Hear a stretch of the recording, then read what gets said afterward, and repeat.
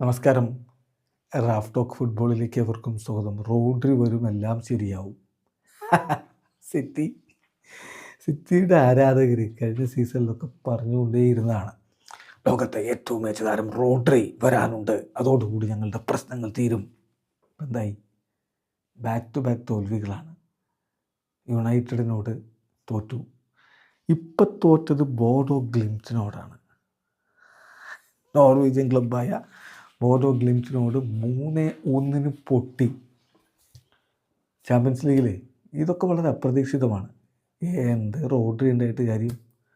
Red കാർഡും വാങ്ങി മൂപ്പര് നേരത്തെ കളം വിട്ടു. പക്ഷെ അതിനു മുമ്പ് വാങ്ങേണ്ട ഗോളുകളൊക്കെ വാങ്ങി വെച്ചായിരുന്നു. ഇപ്പോഴിതാ കഴിഞ്ഞ 8 കളികളായിട്ട് ആ ഗോൾ മെഷീൻ വർക്ക് ചെയ്യുന്നില്ല. എർലിംഗ് ഹാലൻഡ് കഴിഞ്ഞ 8 കളിയായിട്ട് ഒറ്റ ഗോൾ അടിച്ചത്. അപ്പോൾ അദ്ദേഹം തന്നെ ഈ തോൽവിയുടെ ഉത്തരവാദിത്വം സ്വയം ഏറ്റെടുക്കുകയാണ്.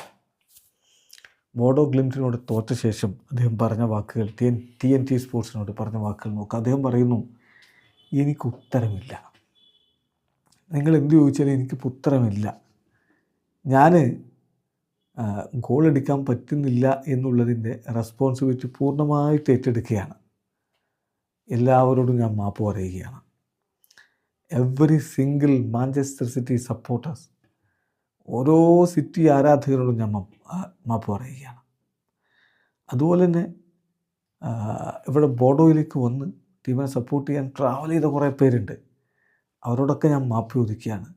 കാരണം ഇൻ ദി എൻഡ് ഇത് വളരെ നാണം കെട്ട തോൽവിയായി പോയി, ലജ്ജാകരമായി പോയി എന്നാണ് എർലിംഗ് ഹാലൻഡ് പറയുന്നത്. ഹാലൻഡിൻ്റെ പ്രകടനം കാണുമ്പോൾ എന്താണ് ഈ മനുഷ്യന് പറ്റിയതെന്ന് തോന്നിപ്പോകും. കാരണം കഴിഞ്ഞ 8 കളിയിൽ നിന്ന് ഒറ്റ ഗോളാണ്.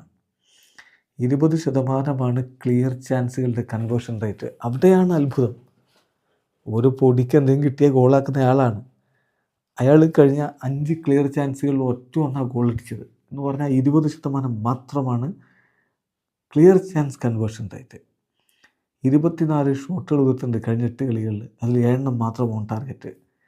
24 ഷോട്ട് വേണ്ടി വന്നു ഒരു ഗോൾ അടിക്കാൻ. 24 shots per goal scored. 7 key പാസുകൾ. സോ ഹാലൻഡ് എവിടെയോ മങ്ങിപ്പോയി. Goal machine work ചെയ്യാതായി.